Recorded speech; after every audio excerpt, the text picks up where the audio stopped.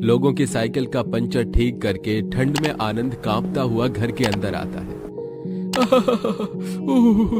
रेखा, अरे बहुत ठंड हो गई है, थोड़ा चूल्हे से हटना, हाथ ताप लूं, ठंड से जान निकल रही है। आई जी कर लीजिए। आज तुम खाना लेट बना रही हो, तुम तो 7 बजे ही बना लेती हो। अरे वो मालकिन ने थोड़ा रोक लिया था, उनका काम था, इसलिए देरी हो गई। अरे कोई बात नहीं। अरे मेरे बच्चे कहाँ हैं? ये रहे पापा, हम बहुत ठंड लग रही है इसलिए कोने में चादर ओढ़कर बैठे हैं, पर इस चादर में बहुत ठंड लग रही है। मम्मी पापा रजाई लेकर आओ ना। अरे बेटा, मैं सोच तो रहा हूँ रजाई ले आऊं, तुम लोगों को बिना उसके जमीन पर ऐसे ही सोना पड़ता है, पर मेरा काम भी ऐसा है कि मुझे 50 रुपए से ऊपर नहीं मिलते। इसीलिए मैंने काम करना शुरू कर दिया ताकि हम दोनों मिलकर घर का खर्चा उठा पाए। मालकिन से पैसे मिल जाएंगे तो मैं इस बार रजाई खरीद कर ले आऊंगी बच्चों के लिए। ये अब तो मजा आएगा। मम्मी बहुत गरम गरम होगी ना, सॉफ्ट सी, मैं तो उसी में ही रहूंगा सारा दिन। हाँ हाँ बेटा। आज आपने मेरे लिए आलू के पराठे बनाए हैं या नहीं? मैं कब से आपको बोल रहा हूँ। हाँ माँ, अब तो इसकी जिद करने के बाद मेरा भी खाने का मन है, बना दो माँ।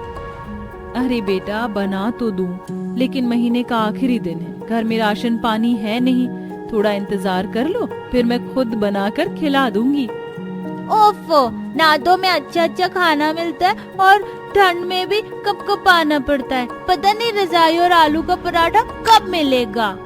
सब्र करो बच्चों, एक दिन तुम्हें जरूर मिल जाएगा।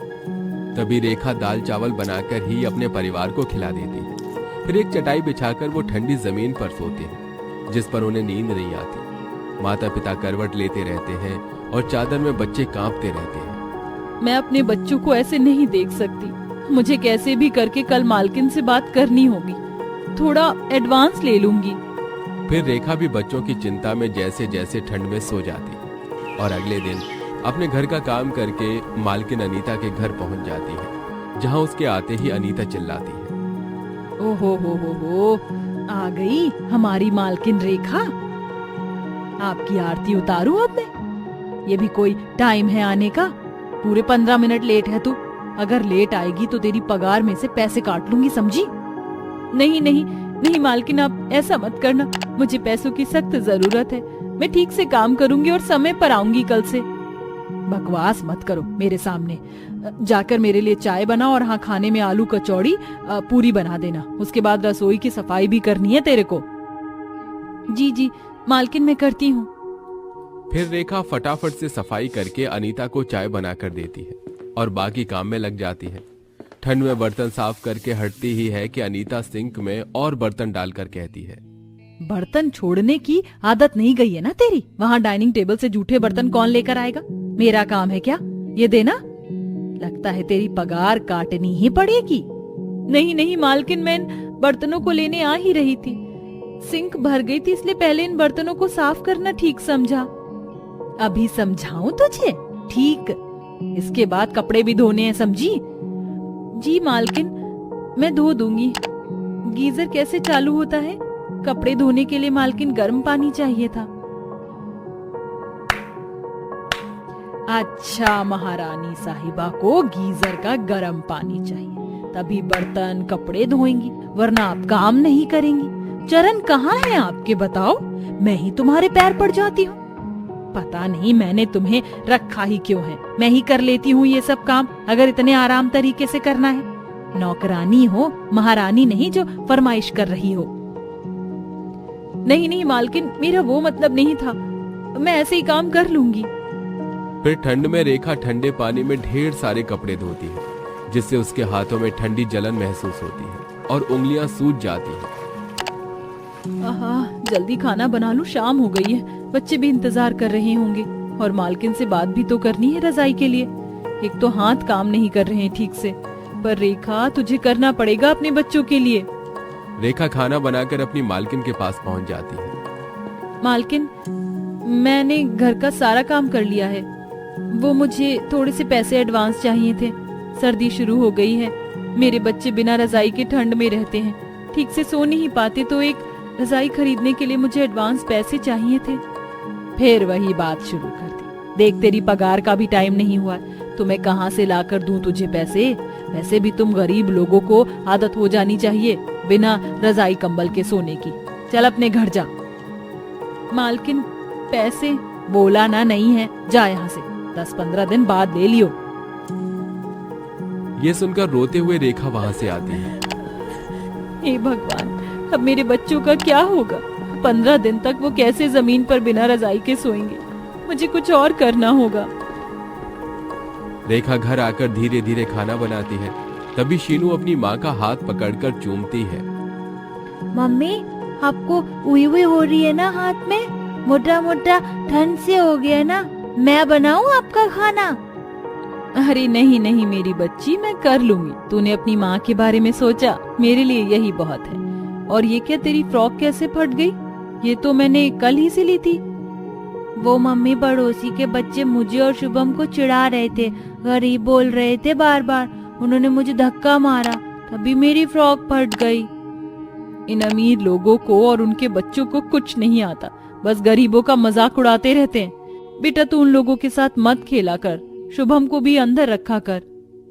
ठीक है मम्मी। गरीब परिवार बिना रजाई के ठंड में परेशान होकर ऐसे ही दिन गुजारते हैं। और एक तरफ अनीता गरीब रेखा से चिढ़कर उससे घर के सारे काम करवाती है। वो पोछा लगाती है तो दोबारा गंदा करती है, ठंड में परेशान करती है और खुद हीटर के सामने बैठकर हंसते हुए गाजर का हलवा खाती है।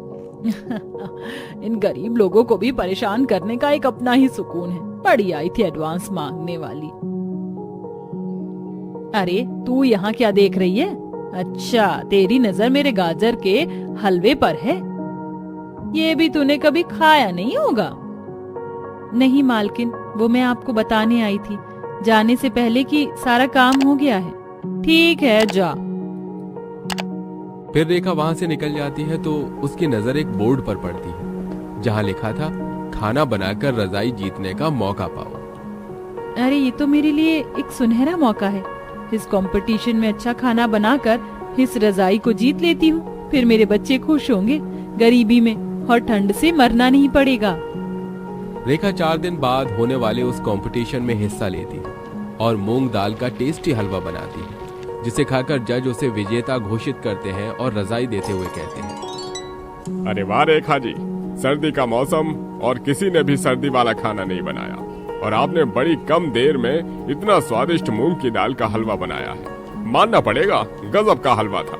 इसलिए आपको मिलती है एक गरम नरम डबल बेड की रजाई। शुक्रिया साहब, ये आपके लिए सिर्फ एक रजाई होगी, लेकिन हम जैसे गरीबों के लिए एक सोने चांदी जैसी चीज है। मैं समझ सकता हूँ आप क्या कहने की कोशिश कर रही हैं। खुशी के आंसू लिए रेखा वहां से रजाई लेकर आती है कि बीच रास्ते में एक बूढ़ी औरत उसके सामने बेहोश हो जाती है। हे भगवान, कौन है ये? इनकी तो कोई मदद भी नहीं कर रहा। मुझे ही इन्हें अस्पताल ले जाना होगा। रेखा फौरन उस बूढ़ी औरत को ऑटो से हॉस्पिटल ले जाती है, जहां डॉक्टर उसका इलाज करते हैं। डॉक्टर, क्या हुआ है इन्हें? दरअसल ठंड से इनकी तबीयत खराब हो गई है, तो ग्लूकोज चढ़ाया जा रहा है और खून की कमी भी है। आपको 10,000 रुपए जमा करने होंगे। हे भगवान, मैं गरीब 10,000 रुपए कहाँ से लाऊं? रजाई, हाँ, नई रजाई को बेच देती हूँ। महंगी है, कोई पैसे दे ही देगा। मैं अपने बच्चों के लिए फिर कभी रजाई ले आऊंगी। ठीक है डॉक्टर साहब, मैं अभी पैसे लेकर आती हूँ। फिर रेखा आते जाते लोगों से हाथ जोड़कर रजाई लेने के लिए कहती है। कोई उसकी एक नहीं सुनता। साहब, बहन जी, मेरी बात सुनिए। ये रजाई ले लीजिए, पर आप इसके 8-9 हजार रुपए ही दे दीजिए। मुझे बहुत जरूरत है, किसी की जान दांव पर है। आपके हाथ जोड़ती हूँ, मेरी मदद कीजिए। ये बहुत गर्म रजाई है। हाँ, कह तो तुम ठीक रही हो। ये लो पैसे। आपका बहुत बहुत शुक्रिया। फिर रेखा अस्पताल में वो पैसे जमा कर देती है। वहीं जान पहचान का दूसरा डॉक्टर अनीता को फोन कर देता है, क्योंकि वो अनीता की माँ थी। अनीता और उसका पति दोनों फौरन अस्पताल पहुंचते हैं। ये देख रेखा चौंक जाती है। मालकिन, आप? ये आपकी माँ है? हाँ रेखा, ये मेरी माँ है। दरअसल ये मेरे से मिलने के लिए इतनी उतावली थी कि खुद आ गई, घर से निकल गई। डॉक्टर ने बताया उनकी तबीयत बहुत खराब है और तुम लेकर आई हो। तुमने इलाज कराया, जबकि मैंने तुम्हें पैसे नहीं दिए। तुम सच में बहुत अच्छी हो। मैंने तुम्हारे साथ कितना बुरा किया, वह चीज अब मुझे महसूस हो रही है। मुझे माफ कर दो रेखा। नहीं नहीं मालकिन, ये तो मेरा फर्ज था। ये भी मेरी माँ की तरह ही है आखिर। सच में तुम्हारी जान बचाकर हम पर बहुत उपकार किया है। मैं तुम्हारी पगार बढ़ा रहा हूँ, और ये लो कुछ पैसे, इससे तुम रजाई, कंबल, हीटर सब खरीद लेना। नहीं साहब, इनकार मत करो रेखा, वरना मैं समझूंगी तुमने मुझे माफ नहीं किया। नहीं मालकिन, ऐसी कोई बात नहीं है, मैं इसे स्वीकार करती हूँ। इस तरह रेखा उन पैसों को स्वीकार करती है। उन पैसों से वो अपने घर पर नई रजाई और हीटर खरीद कर घर ले आती है, जिसे देख उसका परिवार बहुत खुश होता है। बच्चे आराम से सोते हैं और रेखा की पगार भी बढ़ जाती है, जिससे उसके घर की आर्थिक स्थिति भी बेहतर हो जाती है और वो सब खुशी खुशी रहने लगते हैं।